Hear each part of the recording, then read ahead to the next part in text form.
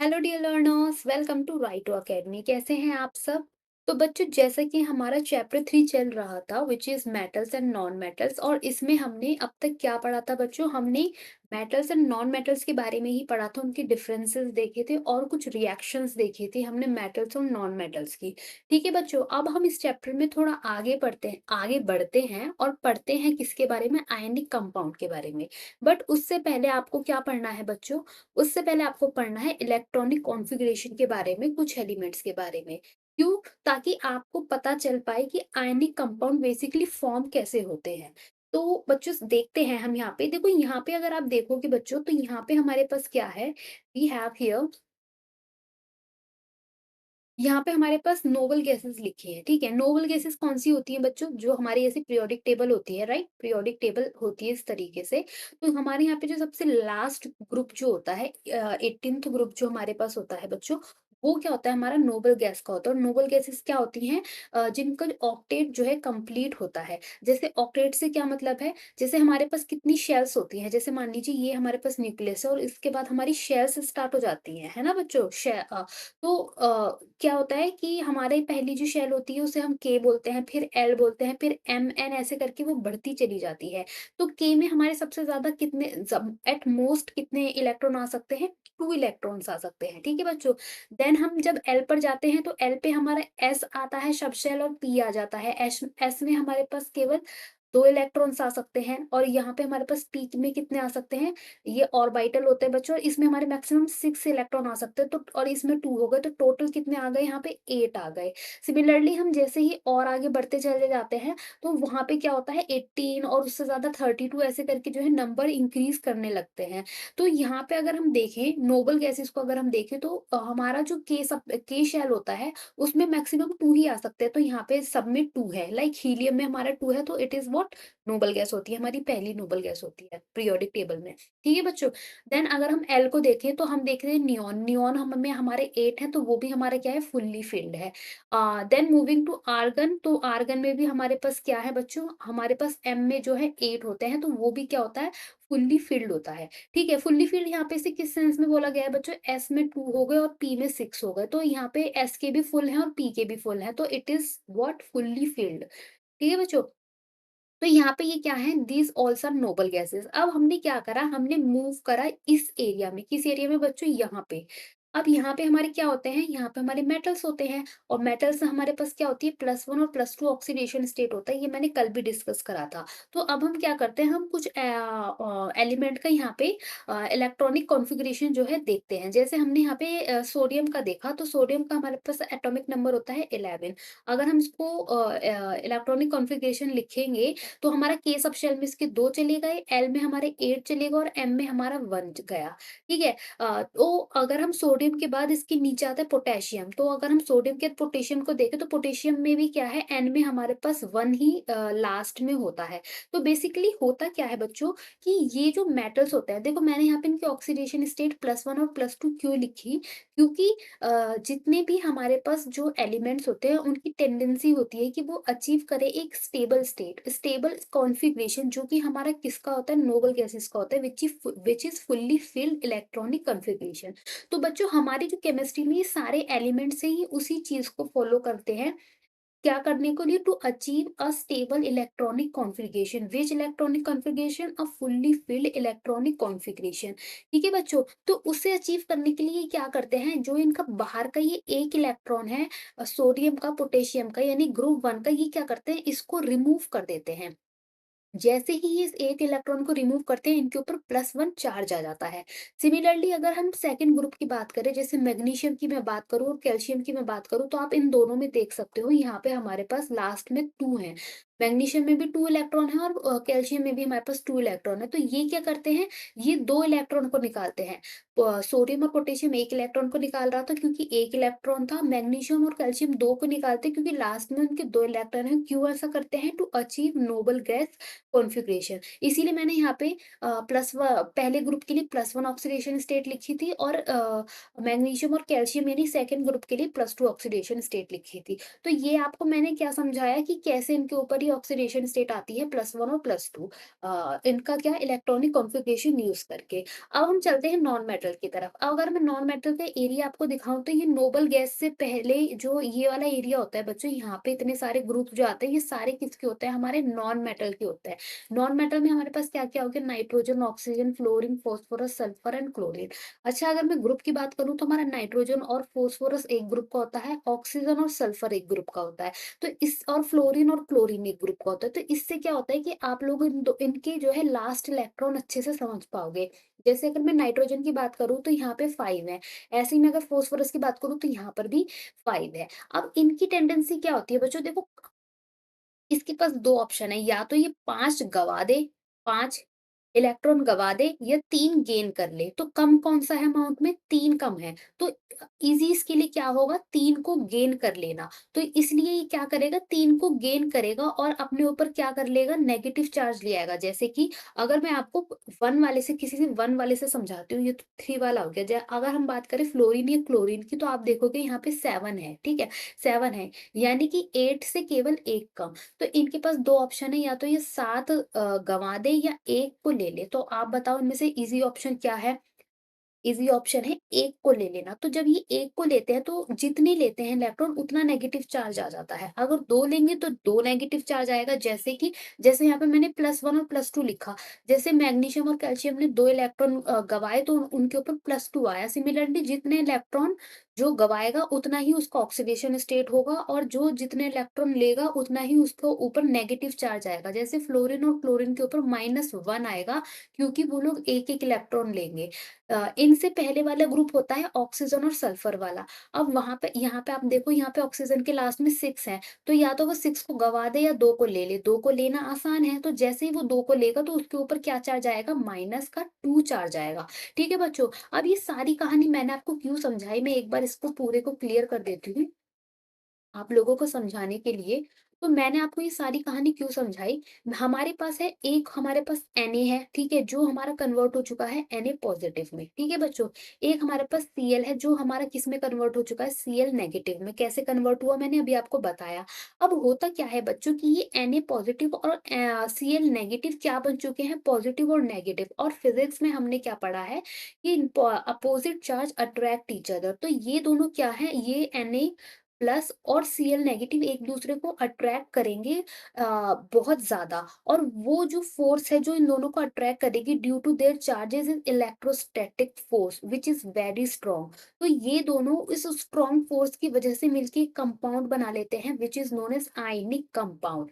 ठीक है बच्चों? तो यहाँ से यहाँ पे हमें जो टॉपिक पढ़ना है वो आयनिक कंपाउंड का पढ़ना है, और ये जो सारी कहानी है जो मैंने अभी आपको इलेक्ट्रॉनिक कन्फिग्रेशन से स्टार्ट करी बताना, वो इसीलिए करी थी कि हमें क्या समझना था, अपना आयनिक कंपाउंड को समझना था। तो हमारा आयनिक कंपाउंड कैसे फॉर्म होता है वो आपने समझ लिया। हमारे पास फॉर्म होते हैं चार्जेस।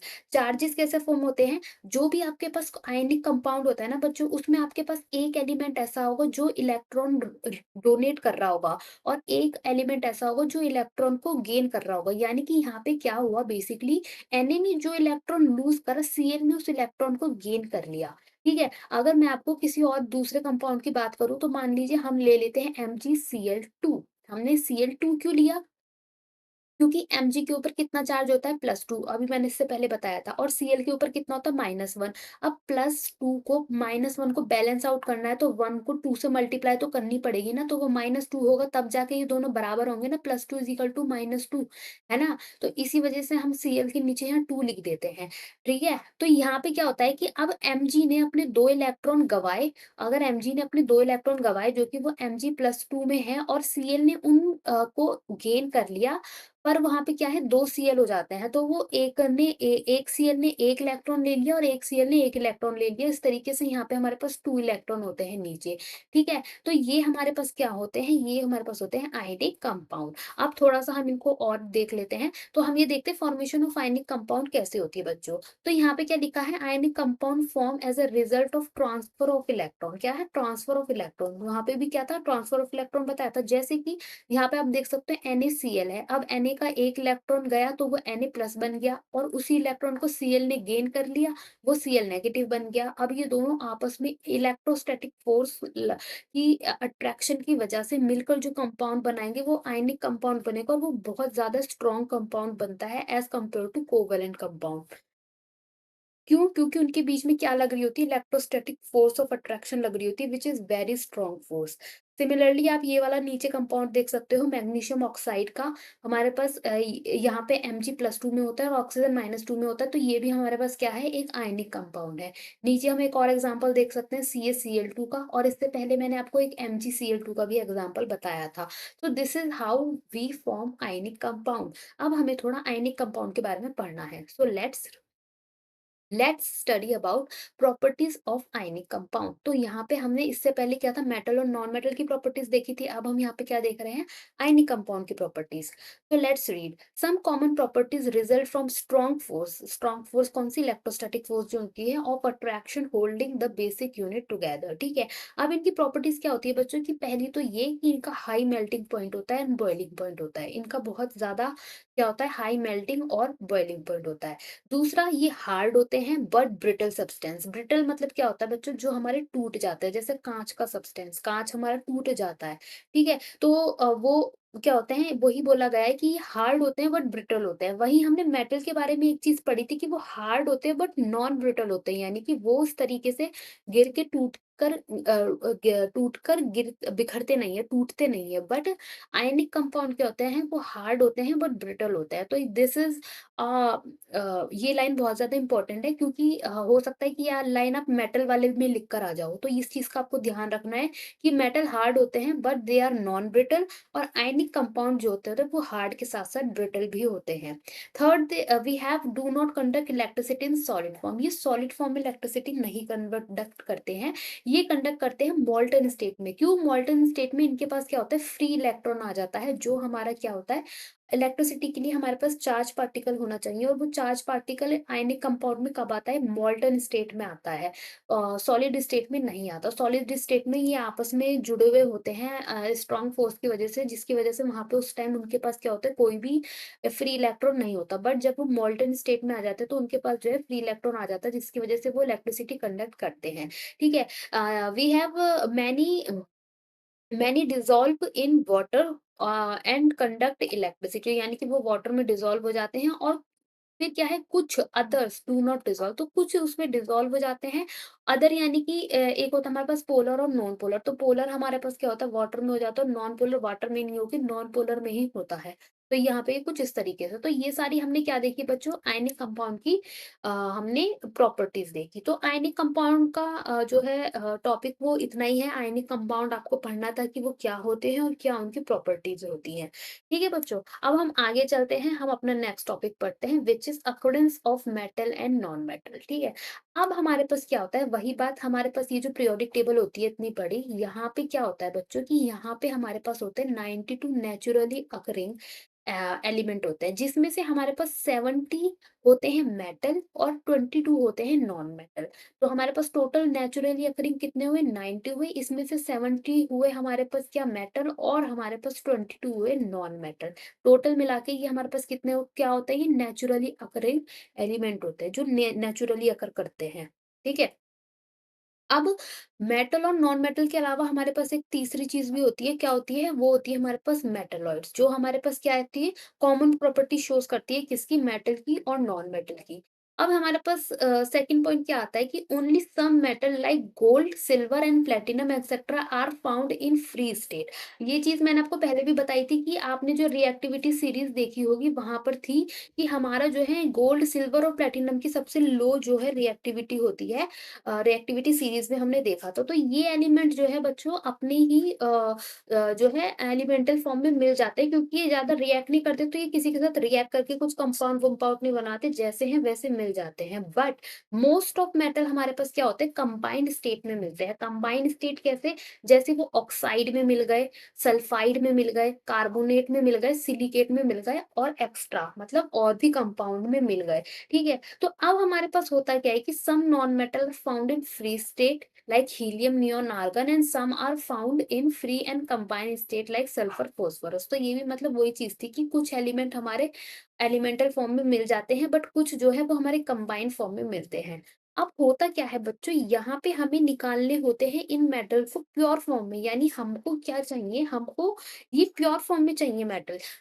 अब इस चीज को जैसे मैं क्या कहना चाहती हूँ, हम अपनी नेक्स्ट स्लाइड पे देखते हैं। देखो यहाँ पे बात आ जाती है मेटलर्जी की। अब मेटलर्जी क्या होती है, मेटलर्जी एक साइंस होती है जिसमें हम क्या पढ़ते हैं, एक्सट्रैक्शन पढ़ते हैं। एक्सट्रैक्शन मतलब किसी को किसी में से निकालना, मेटल को उसके ओर में से निकालना। अब बच्चे बोलेंगे ओर क्या होता है, तो पहले आप डेफिनेशन पढ़ लो कि मेटलर्जी क्या होती है। Metallurgy is a science of extraction of metals from their ore and their purification.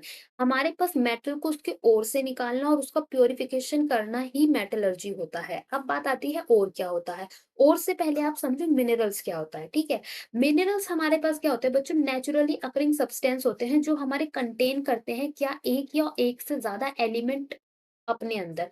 मान लो ये कोई एक बड़ा-सा पत्थर निकला, कुछ भी है, ये कोई सब्सटेंस है, आड़ा-टेढ़ा गोल ही बना दिया मैंने, बट ये किसी भी शेप में हो सकता है। अब इसके अंदर क्या है, इसमें एक ग्रीन कलर का एलिमेंट है, इसमें एक ब्लैक कलर का एलिमेंट है और इसमें एक ब्लू कलर का एलिमेंट है। तो ये हमारे पास क्या है, ये हमारे पास एक मिनरल है। ठीक है, अब हमारे पास और क्या होता है बच्चों, हमारे पास और वो मिनरल होता है, यानी कि और मिनरल ही है, बट कौन-सा, जो हमारे पास मेटल को एक्सट्रैक्ट करता है प्रॉफिटेबली। मतलब मान लो मेरे को यहाँ पे ब्लू मेटल चाहिए, ठीक है? मैंने यहाँ पे 3 मेटल बनाए हैं, ग्रीन, ब्लैक और ब्लू।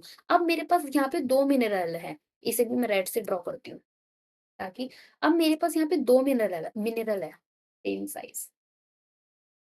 मेरे पास यहाँ पे 2 मिनरल्स हैं, ठीक है? अब एक में मुझे चाहिए ब्लू, ब्लू एलिमेंट चाहिए मुझे। अब मेरे पास यहाँ पे एक मिनरल ऐसा है जिसमें मेरे पास जो ब्लू है वो केवल 1 है और एक मिनरल ऐसा है जिसमें मेरे पास ब्लू जो है वो 3 है, 3 क्वांटिटी में प्रेज़ेंट है।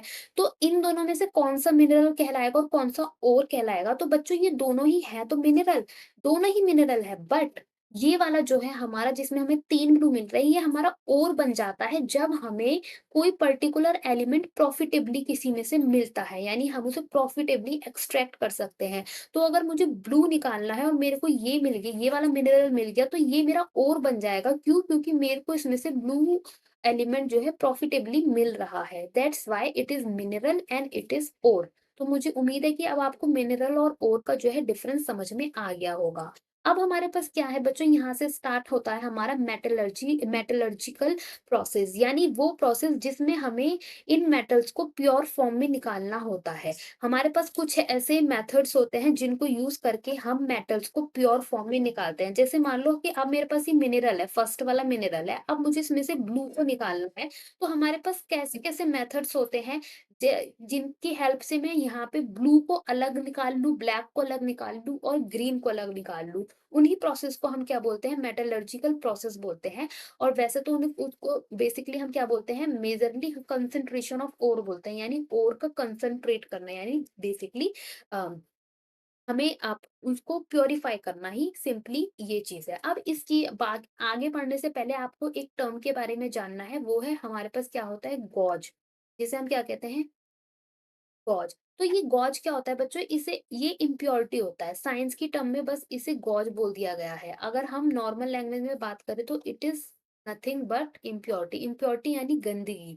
साथ में जो हमारा अनवांटेड प्रोडक्ट होता है ना बच्चों, हम उसे क्या बोलते हैं, इम्प्योरिटी बोलते हैं, यानी जो हमें नहीं चाहिए हमारे लिए, तो वो इम्प्योरिटी ही हुई। तो साइंस में उसे क्या बोल दिया जाता है, गॉज बोल दिया जाता है। अब हमें यहाँ पे क्या है, गॉज को निकालना होता है, प्योर मेटल को लेना होता है। अब हमारे पास क्या होता है कि हम इसे डिवाइड करते हैं, किसी भी चीज़ को अच्छे से पढ़ने के लिए हमें उसे डिवाइड कर देते हैं, ताकि हम उसको उसका सिंप्लीफिकेशन कर देते हैं, ताकि हमारी जो उसकी स्टडी हो वो ज़्यादा अच्छी हो। तो और यानी कंसंट्रेशन ऑफ और करने के लिए, यानी ओर को प्यूरिफाई फॉर्म में लाने के लिए हमने 3 कैटेगरी में डिवाइड कर दिया है। जो मेटल है विद हाई रिएक्टिविटी, यानी कि जो सीरीज़ पढ़ाई थी मैंने आपको इससे पहले वाली क्लास में, अभी इस वाली क्लास में हम दोबारा उस सीरीज़ को देखेंगे। तो उसमें हमने 3 पार्ट्स में उसे डिवाइड कर दिया है, हाई रिएक्टिविटी मेटल, मीडियम या मीडियम रिएक्टिविटी मेटल और हमारा जो है सबसे लो रिएक्टिविटी वाले जो मेटल होते हैं। अब होता क्या है बच्चों कि मैं जैसे कि इससे पहली वाली स्लाइड में आपने देखा था, ये हमारे पास क्या होते हैं, कंबाइंड फॉर्म में मिलते हैं मेटल्स। और कंबाइंड फॉर्म में कैसे मिलते हैं, इनके सल्फाइड मिलते हैं, कार्बोनेट्स मिलते हैं। हमें इनको क्या होता है, प्योरीफाई करना होता है, तो इनके मेथड होते हैं। हमारे पास मेटल विद रो रिएक्टिविटी का अलग मेथड हुआ, ये वाले मेथड हुए। फिर हमारे पास मेथड विद मीडियम इलेक्ट्रिसिटी का रिएक्टिविटी का हमारे पास ये वाले पर्टिकुलर मेथड है, ये वाला जो बीच वाला है, ठीक है? तो अगर मैं आपको पहले एक-एक करके हम वन बाय वन समझते हैं। पहले मान लो हमने लो रिएक्टिविटी का केस समझा, तो लो रिएक्टिविटी में हमारे पास क्या होते हैं, सल्फाइड ओर्स ही होते हैं। अब इन सल्फाइड ओर को हम कैसे प्यूरिफाई करते हैं, हम करते हैं रोस्टिंग।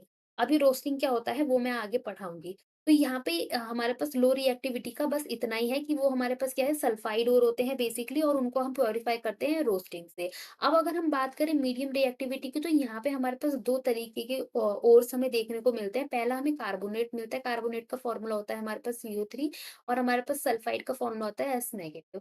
तो यहाँ पे 2 तरह के हमें ओर देखने को मिलते हैं। अब सल्फाइड वाले ओर रोस्टिंग से होते हैं। देखो यहाँ पर भी आप देख सकते हो कि सल्फाइड वाले ओर रोस्टिंग से होता है, तो आप इसे याद कर सकते हो कि सल्फाइड में हमारे पास रोस्टिंग ही होती है।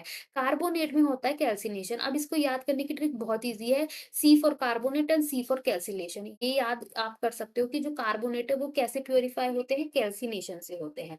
अब हम बात कर लेते हैं थोड़ा कि कैल्सिनेशन क्या होता है, रोस्टिंग क्या होता है, जो मैं आपको कह रही थी। तो बच्चों, रोस्टिंग और calcination is nothing but heating. But जो इन दोनों में डिफरेंस है वो ये डिफरेंस है कि रोस्टिंग में हमारे पास क्या होता है, एक्सेस अमाउंट में ऑक्सीजन चाहिए होती है, वेयर इज इन कैल्सिनेशन हमें लो अमाउंट में ऑक्सीजन चाहिए होती है, एक्सेस अमाउंट में नहीं चाहिए होती। तो बस यही एक डिफरेंस है। Both are type of heating, but the major difference is in roasting we required high amount of oxygen. In the presence of high amount of oxygen we heat the particular ore. वहीं पर calcination में क्या होता है, हमें बहुत कम amount में oxygen चाहिए होती है या चाहिए नहीं होती, हम उसे बस हीट कर देते हैं। ठीक है, तो this is the major difference. फिर उसके बाद क्या होता है कि हम क्या करते हैं, देन भी हमारे पास मेटल मिल जाता है, जैसे कि हम इस फ्लो चार्ट से समझ सकते हैं कि यहाँ पे क्या होता है, मिडिल वाले में तो हमें मिलता है ऑक्साइड मिलता है, फिर उसको क्या करते हैं, हम रिडक्शन करते हैं, रिडक्शन टू मेटल करते हैं, और फिर हमें लास्ट में क्या मिलता है, प्योरिफिकेशन ऑफ मेटल में हो जाता है, मिल जाता है। फिर यहाँ पे क्या होता है, रोस्टिंग के बाद हमें मेटल मिलता है, फिर उसकी जो है रिफाइनिंग होती है। तो पहले हम इस चीज को रिएक्शंस की हेल्प से समझ लेते हैं, तब आपको शायद बेटर अंडरस्टैंडिंग होगी कि मैं यहाँ पे क्या कहना चाहती हूँ। तो देखो, ये वो सीरीज़ दोबारा आ गई है बच्चों, जो मैंने आपसे कही थी कि ये सीरीज़ दोबारा आएगी आपके में। तो देखो, ये वही सीरीज़ है कि CANACAMG, जो ये वही सीरीज़ है जो पहले मैंने आपकी लिखी थी। तो यहाँ पे आपको आसानी के लिए लिखा भी दिखाया भी गया है कि K से एल्यूमीनियम तक आपका इलेक्ट्रोलिसिस होता है। अब इलेक्ट्रोलिसिस आपका किस में होता था? आपका हाई रिएक्टिविटी में था। तो यहाँ तक ये एलिमेंट्स जो है हाई रिएक्टिविटी वाले आ चुके हैं। यहाँ पे बीच में क्या है? ये बीच में आपके आ चुके हैं मिडल रिएक्टिविटी वाले। अब मिडल रिएक्टिव वाले में अगर आपने लास्ट में देखा होगा, तो यहाँ पे क्या लिखा है, देखो इस वाले में रिडक्शन टू मेटल लिखा है। दिख रहा है आपको? मैंने जहाँ रफ करा, रिडक्शन टू मेटल।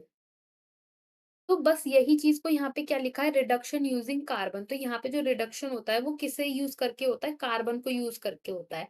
और लास्ट में हमारे पास क्या है, फाउंड इन नेटिव स्टेट। ये तो मतलब सिल्वर और गोल्ड हमारे पास बहुत ही ज़्यादा प्रीशियस और नेटिव होते हैं एक तरीके से, ये तो प्योर उसमें ही मिल जाते हैं। बहुत कम रिएक्टिविटी होती है इनकी, तो ये हमारे को क्या मिलते हैं, प्योर में मिल जाते हैं। ठीक है बच्चों? अब यहाँ जो मैंने रिएक्शंस लिखी है ना, मैं इसको 2 पार्ट्स में बाँटना चाहूँगी। कैसे? मैं यहाँ से ड्रॉ कर रही हूँ एक लाइन। राइट, मैंने एक लंबी सी लाइन ड्रॉ कर दी। अब मैंने ये लाइन क्यों ड्रॉ करी बच्चों, वो इसलिए करी क्योंकि यहाँ से यहाँ तक का पोर्शन आपका लो का है, लो रिएक्टिविटी वाले का है, और यहाँ से यहाँ तक वाला पोर्शन आपका मिडल वाली रिएक्टिविटी का है। किसका? मिडल का है। ठीक है? तो लो में हमारे पास क्या आता है? लो में हमारे पास आता है सल्फाइड ओर्स। तो आप देखोगे हमारे पास है एचजीएस। ये जो एचजीएस है बच्चों, ये हमारे पास मर्क्यूरी का एक ओर होता है जिसको हम क्या कहते हैं? सिनेबार कहते हैं। इसका केमिकल नेम है सिनेबार। ठीक है? तो यहाँ पे अब हमारे पास ये एक और है किसका? मर्क्यूरी का। अब इसमें से हमें मर्क्यूरी को निकालना है, प्योर फॉर्म में लेना है हमें मर्क्यूरी को। तो हम क्या करते हैं कि हमने इसको जो है हीट कर दिया। हीट करने के बाद क्या हुआ कि यहाँ पे पहले Hg था, S के साथ कंबाइन था, बट जब हमने इसे ऑक्सीजन की प्रेजेंस में हीट करा तो ये हमारे पास क्या फॉर्म हुआ? HgO, यानी कि इसका ऑक्साइड फॉर्म हो गया और साथ में लिबरेट हुई क्या? सल्फर डाइऑक्साइड गैस रिलीज हुई। ठीक है? अब यहाँ पे क्या करेंगे हम? हमारे पास जो मर्क्यूरी ऑक्साइड बचा है इसको हम अगेन हीट करते हैं। फिर हमें क्या मिलता है? फाइनली वी गॉट क्या? हमारे पास मिलता है मर्क्यूरी।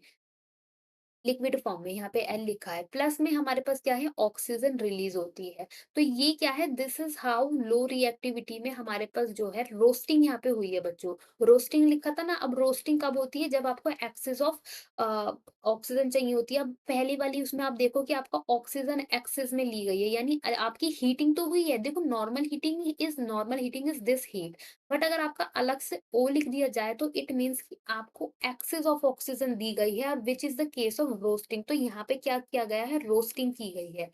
तो ये क्या है? पहले तो सल्फर देख के समझ जाओ कि आपका सल्फाइड है। सल्फाइड है तो आपका रोस्टिंग ही होना है। फिर आपने रोस्टिंग करा दी। रोस्टिंग के बाद आपने क्या करा? आपको ऑक्साइड मिला। पहले आपके पास HgS था, यानी Hd आपका S के साथ जुड़ा था। अब रिएक्शन के बाद आपका HgO के साथ जुड़ा है, उसका ऑक्साइड फॉर्म हुआ है। उसका ऑक्साइड फॉर्म होने के बाद आपने उसे दोबारा हीट करा और हीट करने के बाद आपको क्या मिला? फाइनली Hg मिलता है, प्लस में मिलता है O2। ठीक है बच्चों? तो यहाँ पे ये क्या था? हमारा सिनेबार का जो था प्यूरिफिकेशन देखा। इसके अलावा हम यहाँ पे कॉपर का प्यूरिफिकेशन भी देख लेते हैं। It is also in low reactivity में आता है। तो हमने क्या करा? हमारे पास सल्फर क्लोर कॉपर का जो है ओर है सल्फाइड के फॉर्म में।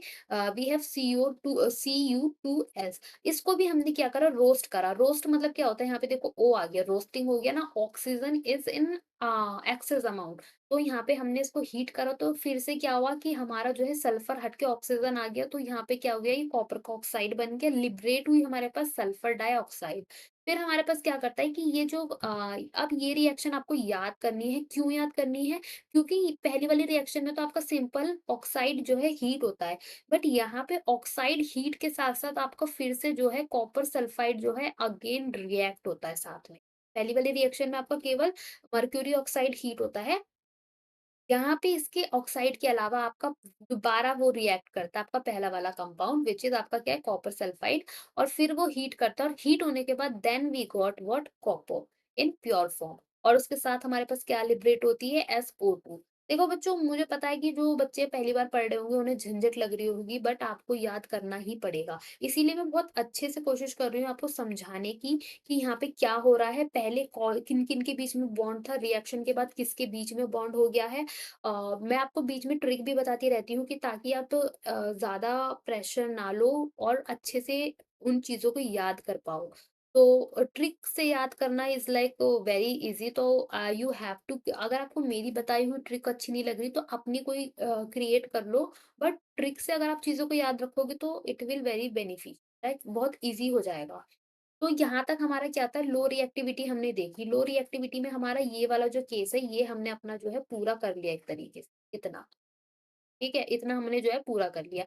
Now we are moving to middle reactivity. अब मिडल वाली रिएक्टिविटी में हमारा ये नीचे देख सकते हैं हम। हमने यहाँ पे देखो, अब यहाँ पे क्या है? आपका डिफरेंस देख सकते हो आप। मैं दूसरा पेन ले लेती हूँ। यहाँ पे आप ड डिफरेंस देख सकते हो रोस्टिंग के बीच में और कैल्सिनेशन के बीच में। यहाँ पे क्या है? रोस्टिंग में देखो ऑक्सीजन लिखा गया है, but in calcination here is only heat. तो अब यहाँ पे क्या है? हमने हमारा ज़िंक सल्फाइड है और नीचे हमारा ज़िंक कार्बोनेट। कार्बोनेट में बच्चों ऑक्सीजन ऑलरेडी होता है एक तरीके से, दैट्स व्हाई उसको जो है एक्सेस में अलग से ऑक्सीजन नहीं चाहिए होती। इसी वजह से उसमें क्या होता है? जहाँ पे ऑक्सीजन, जब आप हीट करते हो और जहाँ पे आपको ऑक्सीजन नहीं चाहिए होती उसे आप क्या कहते हो? कैल्सिनेशन कह देते हो। तो यहाँ पे आप दोनों रिएक्शन देख सकते हो। ऊपर आपका जिंक सल्फाइड ने एक्सेस ऑक्सीजन की प्रेजेंस में हीट करके क्या फॉर्म करा? जिंक ऑक्साइड फॉर्म करा और साथ में लिबरेट करी SO2। नीचे वाली रिएक्शन में भी आपका प्रोडक्ट क्या बनता है, जिंक ऑक्साइड बनता है, बट यहाँ पे क्या रिलीज होती है, CO2। एस ऊपर वाली में शायद मैंने CO2 बोलती है, बट इट इज SO2। ठीक है बच्चों, अब क्या होता है कि यहाँ पे हमारा जो ऑक्साइड फॉर्म हुआ है वो हमारा रिड्यूस होगा। अब इसे आप कंपेयर करो इस लो वाले केस से, यहाँ पे आपके ऑक्साइड ने क्या करी थी, हीटिंग करी थी। इस नीचे वाले केस में भी, कॉपर वाले केस में भी हीटिंग ही हुई थी, बस यहाँ पे कॉपर सल्फाइड ने दोबारा जो है रिएक्ट किया था कॉपर ऑक्साइड के साथ। बट हुई तो हीटिंग ही थी ना, नॉर्मली हीटिंग हुई थी। बट अगर आप ये नीचे वाला केस दोगे, वो कौन सा मिडल वाला केस देखो, तो यहाँ पे आपके ऑक्साइड का रिडक्शन हो रहा है, किसकी हेल्प से, कार्बन की हेल्प से। तभी यहाँ पे क्या लिखा गया था, रिडक्शन यूजिंग कार्बन। और तभी यहाँ पे फ्लो चार्ट में आप देख सकते हो, यहाँ पे लिखा हुआ है कि ऑक्साइड ऑफ मेटल बनने के बाद आपका क्या होता है, रिडक्शन टू मेटल होता है, दिस इज द पॉइंट। और आपका रिडक्शन यहाँ पे किससे हो रहा है, कार्बन की हेल्प से हो रहा है। यहाँ कार्बन लिखा है ना, कार्बन की हेल्प से आपका जो है प्योर फॉर्म में हमें जिंक मिल जाता है, और हमारा क्या रिलीज होता है, कार्बन मोनोऑक्साइड। तो यहाँ पे हमने क्या देखा बच्चों, ये हमने लो रिएक्टिविटी, लो क्या था, हाँ, metal of low reactivity of metal of medium reactivity का हमने केस देखा। अब हमारे पास क्या होता है, मेटल ऑफ हाई रिएक्टिविटी का केस आता है, जहाँ पे हमारे पास होता है इलेक्ट्रोसिस ऑफ मोल्टन ओर होता है। तो इस चीज़ को समझने के लिए हमारे पास ये एक डायग्राम है। तो ये डायग्राम है तो किसी और का, ये यहाँ पे हम रिफाइनिंग पढ़ने वाले हैं। बट जो उसका डायग्राम होता है किसका, इलेक्ट्रोलिसिस का, वो भी बेसिकली कुछ इसी तरीके का होता है, जहाँ पे हमारे पास एक तरफ एनोड होता है और एक तरफ कैथोड होता है। तो वहां पे आप किसका एग्जाम्पल ले सकते हो, यहाँ पे आप एग्जाम्पल ले सकते हो NaCl का, क्योंकि जो हमारा सोडियम है वो सबसे टॉप पर आता है ना रिएक्टिविटी सीरीज में। आप यहाँ पे भी देख सकते हो सोडियम यहाँ लाई कर रहा है। तो यहाँ पे हमारे पास क्या होता है कि हमें ध्यान रखना होता है कि हमारा एनोड पे कौन सी रिएक्शन होती है और हमारा कैथोड पे कौन सी रिएक्शन होती है। तो एनोड पे बेसिकली बच्चों हमारा क्या होता है, ऑक्सीडेशन होता है। तो ऑक्सीडेशन होने के लिए हमारे पास क्या होता है कि हमारा Na जो है पॉजिटिव में जाएगा प्लस इलेक्ट्रॉन। और कैथोड में हमारे पास क्या होता है, रिडक्शन होता है। तो रिडक्शन कैसे होगा, हमारे पास जो Cl नेगेटिव है वो हम उसमें हम क्या करेंगे कि हमारा वो Cl क्लोरीन गैस में कन्वर्ट हो जाएगा, प्लस हमारे पास 2 इलेक्ट्रॉन।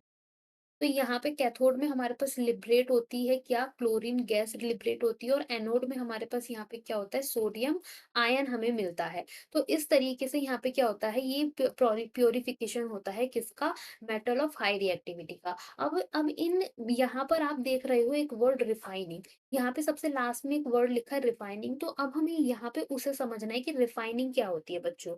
तो यहाँ पे ये जितने भी स्टेप्स करे गए हैं ना इससे पहले, ये वाले, इन सारे स्टेप को करने के बाद भी हमारे मेटल में कुछ इम्प्योरिटी बच्चों बच जाती है, जिसको हम फाइनली किससे रिमूव करते हैं, रिफाइनिंग से करते हैं। अब रिफाइनिंग में भी एक पर्टिकुलर टाइप होता है विच इज इलेक्ट्रोलाइटिक रिफाइनिंग। अब इसमें क्या होता है, अब ये जो डायग्राम है आपका बेसिकली ये इसके लिए है। इसमें आपके पास दो रोड होती है, जिसमें आपके पास एक इम्प्योर रोड होती है और एक होती है प्योर। तो आपके पास एनोड में यहाँ पे इम्प्योर होती है और कैथोड पे आपके पास प्योर होती है। तो बेसिकली यहाँ पे होता क्या है कि ये आपका क्या है, आपका ये सर्किट बना हुआ है, यहाँ से आपका इलेक्ट्रिसिटी जनरेट होगा, और इलेक्ट्रिसिटी जनरेट होने के बाद आपका इम्प्योर रॉड में से आपका जो है प्योर मेटल जो है नीचे जाएगा कहाँ, अब नीचे आपका क्या होता है, यहाँ पे आपके पास होता है एसिडिफाई कॉपर सल्फेट सॉल्यूशन, यानी कि जिसका आपने रॉड लिया है उसी का आपके पास सॉल्यूशन होता है नीचे, जिस भी आपने मेटल का रॉड लिया है। अब यहाँ पे मेटल एक ही नहीं होता है, यहाँ पे हमने कॉपर लिया हुआ है, बट आपके पास कितने मेटल होते हैं, देखो यहाँ पे लिखा है कॉपर जिंक, अगर आप देख सकते हो मैं पढ़ रही हूँ, copper zinc tin nickel silver gold etcetera, बहुत सारे एलिमेंट होते हैं यहाँ पे। तो आप जो भी एलिमेंट मेटल लेते हो उसी का आपके पास क्या होता है, नीचे सॉल्यूशन होता है।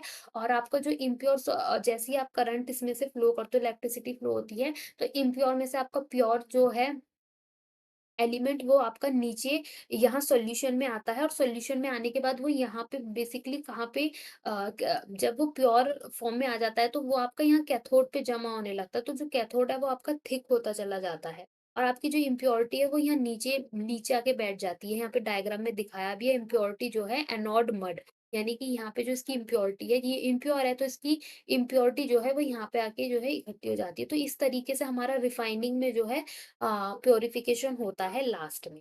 तो यहाँ पे हमारा जो है प्योरिफिकेशन ऑफ ओर का टॉपिक खत्म होता है कि हम पहले हमने पढ़ा, हमें मेटल कैसे मिलते हैं? अर्थ क्रस्ट से हमें मेटल मिलते हैं। अब कुछ मेटल तो हमें नॉर्मल फॉर्म में मिलते हैं, पर कुछ मेटल्स हमारे कंबाइंड फॉर्म में मिलते हैं। जो मेटल हमें कंबाइंड फॉर्म में मिलते हैं, उनको हम क्या करते हैं, प्यूरिफाई करते हैं, उनको प्योर बन निका हमें उनमें उनको प्योर फॉर्म में निकालना होता है। उसके लिए हमने ये बहुत सारे मेथड्स पढ़े, जो कि यहाँ पे खत्म होते हैं, ठीक है? अब यहाँ से हमारा अगला टॉपिक स्टार्ट होता है किसका?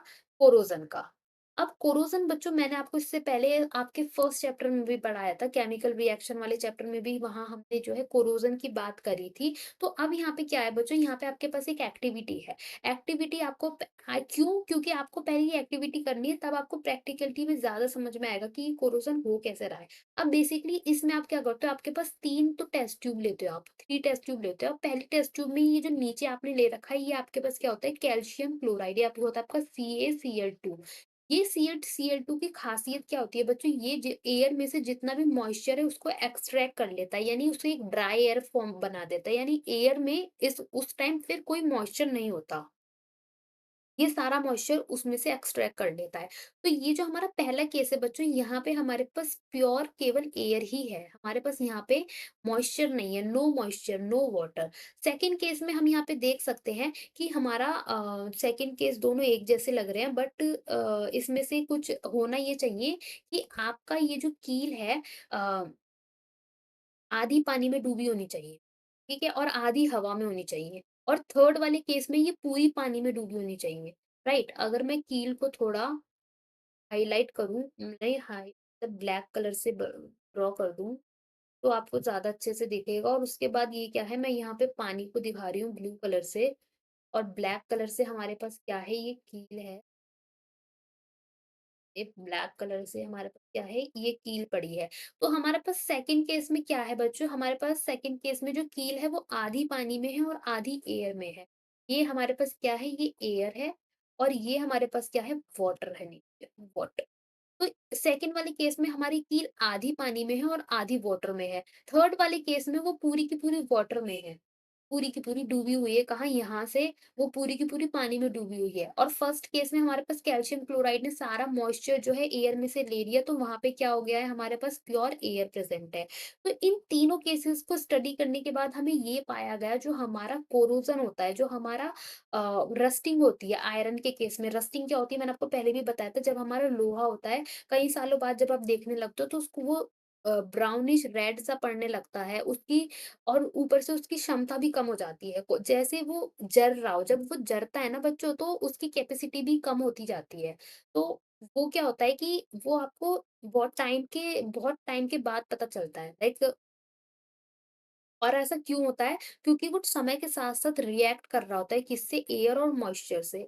तो यहाँ पे हम बात कर रहे थे कि इन तीनों केसेस को स्टडी करने के बाद हमें ये पता चला कि ना तो हमें कोरोजन दिखा वाटर वाले केस में, ना तो हमें कोरोजन दिखा प्योर एयर वाले केस में। हमें कोरोजन दिखा तो दिखा केवल कौन-से केस में बच्चों? सेकंड वाले केस में। हमें सेकंड वाले केस में दिखा, यानी कि आपका कोरोजन केवल वहीं होगा जहाँ पे आपके पास एयर प्लस मॉइस्चर होगा। श्योर होगा, या वाटर कह लो, या एसिड भी कह सकते हो। तो जहाँ पे आपके पास ये सारी चीज़ें कंबाइनली होंगी, वहीं पर आपके पास जो है क्या होगा, कोरोज़न होगा।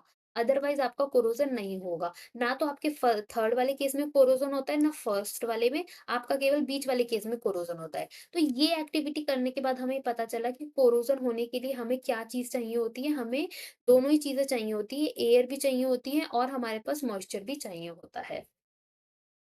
ओके, यहाँ पे आई थिंक मैंने सेकंड को ऐसे ड्रॉ कर दिया, बट शायद यहाँ पे लिखा हुआ है कि जो थर्ड वाला था, तो ये दोनों ही आइडेंटिकल लग रहे थे, तो मैंने सेकंड वाले को ऐसे बना दिया। बट आप समझ गए होंगे जो मैंने समझाया है कि दोनों चीज़ें उसको चाहिए होती हैं। ठीक है बच्चों? तो हम थोड़ा-सा इसको डेफिनिशन के उसमें भी पढ़ लेते हैं। कोरोज़न क्या होता है? Basically the surface of some metal get corrode when exposed to moist air for long time, they called corrosion. और आयरन के केस में हम इसे क्या बोलते हैं? रस्टिंग कहते हैं। कोरोज़न हम बाकी अदर एलिमेंट के केस में कहते हैं, जैसे सिल्वर हो गया, कॉपर हो गया। तो अब अगर मैं कलर की बात करूँ, तो रस्टिंग में हमारे पास कौन-सा कलर होता है? ब्राउनिश कलर होता है, ठीक है? ब्राउनिश। और अगर मैं कॉपर की बात करूँ, तो हमारे पास क्या कलर देखने को मिलता है? ग्रीन। और सिल्वर की अगर मैं बात करूँ, तो वहाँ पे हमारा रस्टिंग के बाद कौन-सा कलर देखने को मिलता है? ब्लैक। तो ये कुछ कलर भी आपको जो है बच्चों याद रखने होते हैं। उससे क्या होता है आपका मेटल का पता चल जाता है कि कौन-सा मेटल है, क्योंकि हो सकता है क्वेश्चन में कभी-कभार वो आपको कलर से आपको उससे पूछे, मेटल का नाम ना ले, कलर्स के थ्रू पूछे, तो ऐसा भी हो सकता है। अब हमारे पास टॉपिक आता है कि हमारे पास ठीक है, हमने समझ लिया कि रस्टिंग हमारा आयरन के केस में होता है और कोरोजन हमारा बाकी अदर एलिमेंट के केस में होता है। अब हमें ये देखना है कि हम इसे प्रिवेंट कैसे कर सकते हैं, ठीक है? तो देखो, अप्लाइंग ग्रीस और ऑयल और अप्लाइंग पेंट, ये वाले 2 मेथड तो हमने पहले वाले क्लास में भी पढ़ लिए थे। जब हम फर्स्ट चैप्टर पढ़ रहे थे कि हम जो है ये दोनों चीज़ें जब हम उनको अप्लाई करेंगे तो ऐसे करके हम जो है उनको प्रिवेंट कर सकते हैं। इसके अलावा हमें 3 और मेथड पढ़ने हैं, व्हिच इज़ गैल्वेनाइज़ेशन, जिसमें हम क्या करते हैं, मेटल को कोटिंग करते हैं, किसके साथ? ज़िंक के साथ। Coating of metal with non corrosive metal like zinc. तो जब हम ज़िंक के साथ हम उसको कोटिंग करते हैं, तो वो हमारा प्रोसेस क्या कहलाता है? गैल्वेनाइज़ेशन। ये आपका क्वेश्चन पूछा जाता है, तो इस चीज़ को आपको याद रखना है। क्योंकि हमारे पास एक और है इलेक्ट्रोप्लेटिंग, और वहाँ पे हमारे पास जो कोटिंग होती है, वो होती है क्रोमियम टिन के साथ, बाय पासिंग इलेक्ट्रिसिटी। तो इसीलिए आपको इन दोनों को अच्छे से पढ़ना है और उसका डिफरेंस समझना है। 5th we have अलॉयिंग। अब अलॉयिंग के लिए आपको पहले अलॉय को जानना है कि अलॉय क्या होता है। तो बेसिकली अलॉय हमारा एक होमोजीनियस मिक्सचर होता है 2 या 2 से ज़्यादा मेटल्स का। अ, अगर मैं आपको इस चीज़ को समझाऊँ, तो हमारे पास जो प्योर आयरन होता है बच्चों, वो हमारे पास अगर वो बहुत ज़्यादा गर्म हो जाए ना, तो वो अपनी शेप बदलता है, वो इतना ज़्यादा सॉफ्ट होता है आयरन। तो उसकी वज़ह से हम क्या करते हैं, आयरन को कार्बन के साथ, कभी क्रोमियम के साथ, कभी निकल के साथ कंबाइन करके हम और भी स्ट्रॉन्ग जो है मटेरियल बनाते हैं। जैसे कि हमारा क्या है, when iron is alloyed with chromium and nickel it forms stainless steel which is resistant to corrosion। ठीक है? तो इस वजह से हम जो है अलॉय फॉर्म करते हैं। अलॉय से हमारे क्या फायदे होते हैं, हम अवॉइड करते हैं किसे, कोरोजन को, और इसके अलावा हमें स्ट्रेंथ देखने को मिलती है, जो हमें नॉर्मल और प्योर एलिमेंट में देखने को नहीं मिलती। ठीक है बच्चों, तो यहाँ पे हमारा ये चैप्टर भी क्या होता है, फिनिश होता है, which is your metal and non metal. तो उम्मीद है बच्चों आपको ये चैप्टर अच्छे से समझ में आया होगा। मेरे पढ़ाने के बाद अब आपको अच्छे से इसको क्या करना है, रिवाइज करना है। बिना रिवीजन के काम तो नहीं बनने वाला, ठीक है? तो इसे अच्छे से रिवाइज करना। I hope you understood it well, the whole chapter. Do like, share, like. Thank you.